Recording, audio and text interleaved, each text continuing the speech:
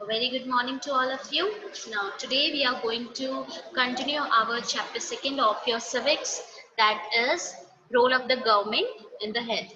And today we are going to cover what can be done to improve the health situation of people in our country and health facilities in our country, and we will also look at some examples. We will see the example of India, and also we are going to see the example of Costa Rica. Okay, so from that two example, we are going to understand how we can improve our situation, improve our health situation, improve our health facilities. Okay, so what can be done?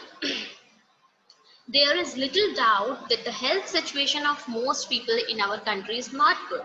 In our last topic we have discussed and we have studied कि बहुत सारे जो लोग हैं हमारी country में, ठीक है, वो उनकी जो सिचुएशन है बहुत ज़्यादा अच्छी नहीं है। बहुत लोगों के पास प्रॉपर घर नहीं है रहने के लिए, वहाँ पे बहुत कम एक छोटे से एरिया में बहुत सारे लोग रहते हैं, ठीक है।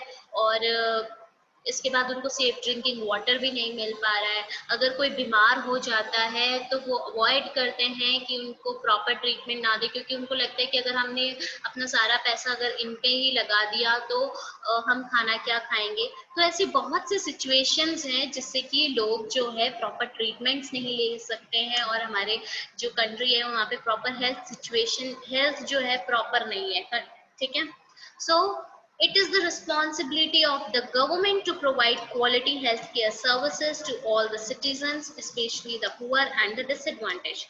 तो ये किसकी responsibility बनती है? According to our right to life, it is the duty of our government to provide quality health services. Okay जितने भी सिटीजन्स हैं, जो स्पेशली ऐसे पुअर लोग और डिसएडवांटेज लोग जिनको प्रॉपर हेल्थ फैसिलिटीज नहीं मिल पाती, या जिनके पास ज्यादा पैसा नहीं है, जो बहुत पुअर हैं, तो ये गवर्नमेंट की रिस्पॉन्सिबिलिटी बनती है कि उनको क्वालिटी हेल्थ सर्विसेज वो प्रोवाइड करवाए, ठीक है। However, health is as much dependent on basic amenities and social condition of the people as it is on health care services. जितना जितना हेल्थ केयर सर्विसेज डिपेंड करता है, उतना ही डिपेंड करता है हमारी बेसिक एम्यूनिटीज मतलब हमारी बेसिक नेसेसिटीज और बेसिक कंडीशंस, लाइक हमें प्रॉपर ड्रिंकिंग वाटर मिल रहा है कि नहीं मिल रहा है, प्रॉपर न्यूट्रिशियस फूड मिल रहा है कि नहीं मिल रहा है, हमारे आसपास का एरिया कैसा है। हम बोलते हैं सफाई रखो, क्यों बोलते हैं? अगर हम कचरा रखेंगे या सफाई नहीं रखेंगे तो बहुत सी बीमारियां फैलेगी। तो जितना हेल्थ केयर सर्विसेज का रोल है, उतना ही आपके सराउंडिंग्स का, आपके सोशल कंडीशन का भी, आपकी जो बेसिक नेसेसिटीज है, एम्यूनिटीज है, उसका भी उतना का उतना रोल है आपको हेल्दी रखने में। Hence, it is important to work on both in order to improve the health situation of our people, and this can be done. So, ये बहुत ज़्यादा ज़रूरी है कि हम अपने लोगों की जो कंडीशन है, हेल्थ है, उसको इम्प्रूव करें, ठीक है, और उनके सिचुएशन को सुधारें। और हम उनकी सिचुएशन कैसे सुधार सकते हैं? अगर देश में अगर पॉवर्टी नहीं होगी, ठीक है, लोग पुअर नहीं रहेंगे, तो वो डेफिनेटली कहीं ना कहीं से प्रॉपर कंडीशंस, वो साफ सफाई भी रखवाएंगे, वो प्रॉपर खाना भी देंगे। अगर थोड़ा सा भी बुखार भी होता है, कुछ होता है, वो डॉक्टर को भी दिखाएंगे, ठीक है। वो ये बहुत सारे पुअर लोग क्यों नहीं कर पाते? क्योंकि उनके पास 2 वक्त की रोटी भी नहीं होती है। That's why they avoid to go to the health care services, okay. और उस वजह से घर के और भी लोगों को क्या हो जाती है, कठिनाइयां हो जाती है। Now let us see the example of the Kerala, the Kerala experience. Kerala is the country, sorry, Kerala is the state in India, ठीक है। ये देखिए, just look at this map of India. This is the map of India, and this portion, look at the cursor. This portion of India is the state of Kerala. Kerala है, ठीक है। ये देखिए southern part में है आपका।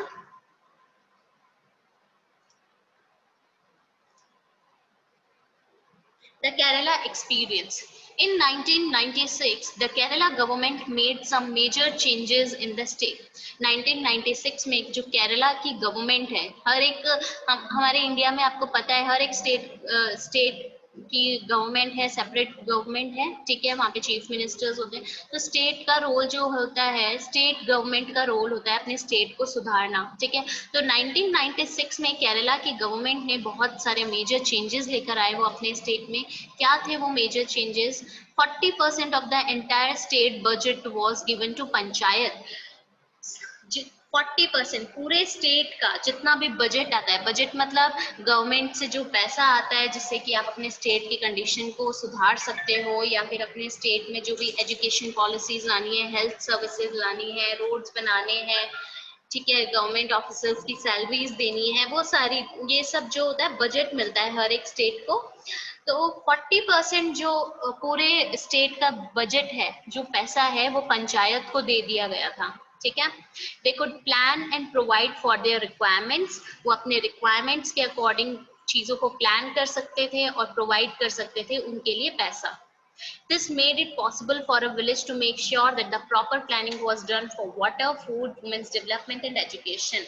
जब 40% budget panchayat को दे दिया गया, उन्होंने चीजें प्लान की, उसके बाद जो भी चीजों में रिक्वायरमेंट थी उनको फुलफिल करने के लिए उन्होंने क्या किया कि वो प्रॉपर प्लानिंग के साथ की सारी चीजें फुलफिल हो सके। उन्होंने फूड, प्रॉपर फूड मिले सबको, प्रॉपर वाटर फैसिलिटीज मिले, वुमेन की डेवलपमेंट हो और एजुकेशन हो, इसके लिए उन्होंने इसमें पैसा लगाया हर एक विलेज में। This meant that water supply schemes were checked, the working of schools and Anganwadis was ensured, and specific problems of the village were taken up. अब इसका मतलब ये था कि अब टाइम टाइम पे वाटर सप्लाई की जो स्कीम्स थी उसको भी देखा जा रहा था, ठीक है। जो स्कूल में लोग वर्क कर रहे थे कि स्कूल अच्छे से वर्क कर रहा है कि नहीं कर रहा है, या फिर वहाँ पे टीचर्स जाके बस बैठ जाते हैं, बच्चों को पढ़ाते नहीं है, या फिर बच्चे आ नहीं रहे, तो ये प्रॉपर चेकिंग होती थी। आंगनवाड़ी वॉज इंश्योर्ड, आंगनवाड़ी को प्रॉपरली स्टैब्लिश किया गया कि आंगनवाड़ी अपना काम कर रहा है नहीं कर रहा है। आंगनवाड़ी में क्या होता है, अब मिड डे मील स्कीम लगा था ना, अब मिड डे मील स्कीम के अकॉर्डिंग बच्चों को खाना मिलता है, तो आंगनवाड़ी का एक, आंगनवाड़ी में जो छोटे बच्चे उनको पढ़ाया भी जाता है, और आंगनवाड़ी की ये रिस्पॉन्सिबिलिटी होती है कि वो ये फूड जो है मिड डे मील स्कीम की फूड जो है वो रिक्वायरमेंट पूरी करे। सो इस वजह से जब बजट अच्छे से लगाया गया, वहाँ पे प्रॉपर प्लानिंग की गई और बहुत जहाँ पे जरूरत थी वहाँ पे पैसा लगाया गया, तो इससे गांव की बहुत सारी प्रॉब्लम्स जो है क्या हो गई थी, इम्प्रूव हो गई थी। Health centres were also improve, health centres भी इम्प्रूव हो चुके थे, ठीक है, उनकी कंडीशन अच्छी हो चुकी थी, बेटर हो चुकी थी। All of this help to improve the situation.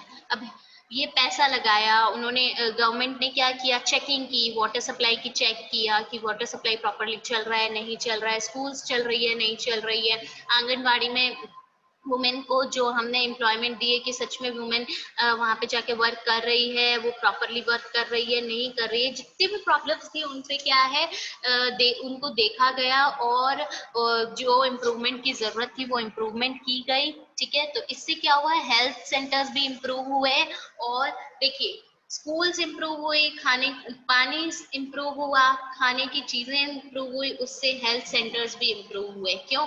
क्योंकि अगर आपको पानी अच्छा मिल रहा है, खाना न्यूट्रिशियस मिल रहा है, तो उससे क्या होगा, आप बीमार भी कम पड़ोगे। All of this helped to improve the situation.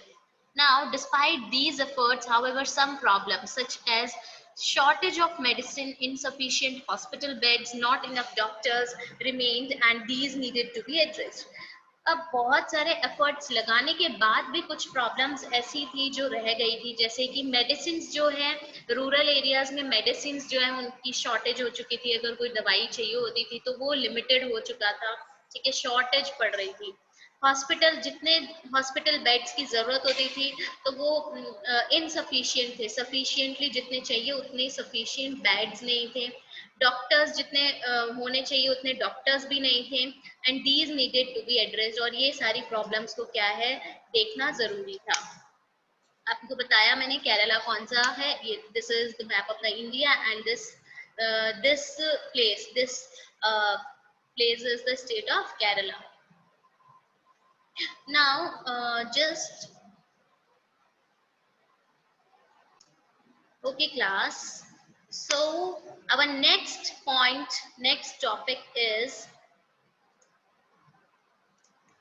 the Costa Rica approach. Costa Rica आपके सेंट्रल अमेरिका, अमेरिका का एक सेंट्रल अमेरिका में एक कंट्री का नेम है, एक कंट्री है कोस्टा रिका. तो what was the approach of Costa Rican? Okay, Costa Rica is considered to be one of the healthiest country in Central America. Costa Rica एक one of the healthiest country है central America की. And what is the main reason for this? The main reason for this can be found in the Costa Rican Constitution. Several years, Costa Rica की Constitution में हमें इसका reason पता चला. Several years ago, Costa Rica took a very important decision and decided not to have any army. Costa Rica ने एक बहुत ही important decision लिया, ठीक है, took a very important decision and decided not to have an army. उन्होंने decide किया कि हम एक कोई भी आर्मी नहीं रखेंगे.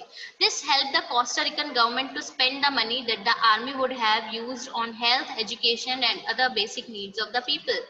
इस वजह से कोस्टा रिका का जितना भी मनी आपका आर्मी में स्पेंड होता था वो कोस्टा रिकन अप्रोच में कोस्टा रिका गवर्नमेंट ने क्या किया, हेल्थ में, एजुकेशन में और जो भी बेसिक नेसेसिटीज थी उसमें उन्होंने क्या कर दिया, उसमें सारा पैसा लगाया. The Costa Rican government believes that a country has to be healthy for its development and pays a lot of attention to the health of its people. Costa Rica government का मानना था कि एक कंट्री को healthy होना बहुत जरूरी है उसकी डेवलपमेंट के लिए. अगर कंट्री हेल्दी नहीं है तो हमारी डेवलपमेंट भी हेल्दी नहीं होगी. सो हमें लोगों की हेल्थ पे बहुत ज्यादा अटेंशन देना चाहिए. The Costa Rican government provides basic services and amenities to the Costa Ricans. Costa Rican government जो भी कोस्टा रिकन्स हैं, जो कोस्टा रिका में लोग रहते हैं, उनको बेसिक सर्विसेज और जितने भी उनकी नीड्स और रिक्वायरमेंट्स है, एमिनिटीज है, उसको प्रोवाइड करवाती है, कंप्लीट करती है. For example, it provide safe drinking water, sanitation, nutrition and housing. जो कोस्टा रिकन गवर्नमेंट है वो सेफ ड्रिंकिंग वाटर प्रोवाइड करवाती है, सैनिटेशन जो आपके वॉशरूम्स, बाथरूम्स बनते हैं उनको उसकी केयर, उसकी सफाई होना प्रॉपरली, हर एक जगह पे वॉशरूम्स बनना, दैट इज सैनिटेशन. ओके, तो सेफ ड्रिंकिंग वाटर प्रोवाइड करती है, सैनिटेशन में हेल्प करती है, न्यूट्रिशियस फूड प्रोवाइड करती है और हाउसिंग भी हेल्प करती है. Now, health reduction is also considered very important and knowledge about health education जो है बहुत important माना जाता है वहाँ पे, ठीक है. And knowledge about health is an essential part of education at all levels. जितने भी levels होते हैं, चाहे वो प्राइमरी लेवल हो, सेकेंडरी लेवल हो, एलिमेंट्री लेवल हो, कोई भी लेवल हो, हेल्थ के बारे में पढ़ना, हेल्थ की जो नॉलेज रखना एक बहुत ही इम्पोर्टेंट पार्ट क्या करता है, बहुत ही एसेंशियल पार्ट होता है वहाँ के एजुकेशन सिस्टम में, ठीक है, कि हेल्थ की नॉलेज लेना, हेल्थ एजुकेशन मिलती है वहाँ पे. This is the Costa Rican approach. उन्होंने आर्मी को ही क्या कर दिया, अपने कंट्री से हटा दिया और जितना आर्मी में पैसा लगता था उसको क्या कर दिया उन्होंने, एजुकेशन है, हेल्थ और बेसिक नेसेसिटीज में लगा दिया. उन्होंने हेल्थ एजुकेशन को बहुत इम्पोर्टेंट माना. Okay, now this is all about this chapter. We have seen there are two types of healthcare services in our India, public and private healthcare services. With the example of Aman and Ranjan, we understood the meaning difference between the public sector and private sector, and with the help of Hakim Sheikh we understand we have the right to life. So it is the primary duty of government to provide the basic health facilities to us. Okay, after that how we can improve the health situation of India. So with the example of Costa Rica and with the example of Kerala, we have seen with proper planning and proper budgeting we can improve the health situation of the people. Okay, and proper sanitation, proper nutrition, proper social surroundings is plays as much important part as health facilities, as health facilities. Okay, this is all about this chapter. So this is the glossary part of your chapter. We will discuss this. After that, I will clear your doubts. Okay. Now glossary means vocabulary or word meanings. Okay, so public, what is the meaning of public? An activity or service that is meant for all people in the country and is mainly organized by the government. This includes schools, hospitals, telephone services, etc. People can demand these services and also raise questions about their non-functioning. Public का मतलब एक ऐसी activity और services, ठीक है, जो लोगों की, जो किसी भी कंट्री के लोगों के लिए प्रोवाइड करवाई जाती है, और इसको ऑर्गेनाइज कौन करता है? गवर्नमेंट ऑर्गेनाइज करती है। इनमें पब्लिक में क्या क्या आता है? स्कूल्स, हॉस्पिटल्स हो गई, टेलीफोन सर्विसेज हो गए, और बहुत सारी चीजें आती हैं। ठीक है, लोग क्या है अपनी डिमांड को they can demand their services, और अगर उनको कोई नॉन फंक्शनिंग की गवर्नमेंट प्रॉपर फंक्शन नहीं कर रही है, अगर कोई क्वेश्चन करना है तो वो अपनी क्वेश्चंस भी पूछ सकते हैं।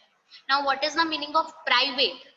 an activity or service that is organized by an individual or company for their own gain. Private का मतलब कि एक ऐसी सर्विस और एक ऐसी एक्टिविटी कोई इंडिविजुअल पर्सन या कोई इंडिविजुअल कंपनी क्या करती है? ऑर्गेनाइज करती है, और उनका मेन मोटिव क्या होता है? To gain profit. Okay, your next word, glossary word is medical tourists. This refers to foreigners who come to this country especially for medical treatment at hospitals that offer world-class facilities at a lower cost than what they would have to pay in their own country. Medical tourist वो tourist होते हैं, वो foreigners होते हैं जो हमारी country में आते हैं। किसके लिए आते हैं? मेडिकल ट्रीटमेंट के लिए आते हैं हॉस्पिटल्स में, और जिससे कि उन्हें वर्ल्ड क्लास फैसिलिटीज कम से कम रेट में मिल सके, कम से कम कॉस्ट में मिले, और उनको अपनी कंट्रीज में ज्यादा पे ना करना पड़े। Communicable diseases, these are diseases that are spread from one person to another in many ways, such as through water, food, air, etc. Communicable diseases क्या होती हैं? ऐसी diseases, ऐसी बीमारियां जो एक पर्सन से दूसरे पर्सन में पहुंचती है, किसके through? Water, food, air, etc. उसका एग्जाम्पल आप अभी देख ही रहे हो, जिस सिचुएशन से हम अभी गुजर रहे हैं, कोविड-19 कोरोना वायरस की वजह से। तो वो वायरस कहाँ से फैल रहा है? एयर से फैल रहा है ना, कि मास्क पहने रखो, हैंड की टच से भी फैल जाएगा, कि अगर किसी को है तो वो अगर हमें टच करता है तो उससे भी फैल जाएगा। सो कम्युनिकेबल, जब एक पर्सन से दूसरे पर्सन में कोई डिजीज फैलती है, पहुंचती है, उसको हम कम्युनिकेबल डिजीज बोलते हैं। ओपीडी क्या होता है? This is the short form of out patient department. ठीक है, what is the full form of OPD? Outpatient department. This is where people are first brought in and treated in a hospital without being admitted to any special ward. OPD क्या होती है? आप hospital में जाएंगे तो सबसे पहली जगह आपको OPD में ही लेके जाएंगे, कि अगर आपको जो है फर्स्ट एड का जितना भी आपका ट्रीटमेंट है, फर्स्ट एड दिया जाए, और उसके बाद जब हमें बीमारी का पता चल जाता है, उसके बाद आपको स्पेशल वार्ड्स में शिफ्ट किया जाता है, एडमिट किया जाता है। एथिक्स क्या होते हैं? हमारे मॉरल प्रिंसिपल्स, हमारे वैल्यूज जो होते हैं, उनको हम एथिक्स बोलते हैं। That influence A persons behaviour, जिससे कि पर्सन के बिहेवियर जो है उसमें बहुत ज्यादा इन्फ्लुएंस आता है। Now, generic names. What is the meaning of generic names? These are chemical names of the drugs. जो drugs, अब drugs का मतलब आप बोलोगे मैम जो drugs क्या बोलते हैं, एक तरीके का नशा जो है, वो नहीं बोल रही हूँ मैं। ड्रग्स जो आपकी दवाइयाँ होती हैं उनको भी ड्रग्स बोलते हैं। ठीक है, ये जेनरिक नेम्स जो हैं केमिकल नेम्स होते हैं ड्रग्स के लिए, मेडिसिन के लिए। They help in identifying the ingredients. Generic name से हमें इंग्रेडिएंट्स का पता चलता है कि जो भी दवाई है, जो भी ड्रग है, उसमें क्या इंग्रेडिएंट डला है, क्या क्या चीजें उसमें डली है। दे आर ग्लोबली रिकॉग्नाइज्ड, उसको ग्लोबली रिकॉग्नाइज किया जाता है। ठीक है, ग्लोबली सबको पता होता है ये names. For example, acetyl salicylic acid is the generic name of aspirin. जो हम एस्पिरिन, ठीक है। एस्पिरिन लेते हैं, उसका जो जेनेरिक नेम है एसिटिल सैलिसिलिक एसिड। अब ये वर्ल्ड वाइड सबको ये वाला जो नेम है पता होगा कि ये बिकॉज ये जेनेरिक नेम है, इसमें कौन सा सॉल्ट लगा है, कौन से केमिकल्स डले हैं, क्या चीजें डली है जो ट्रीट करने के हेल्प में आएगी। Okay, thank you for joining the class everybody. Take care of yourself.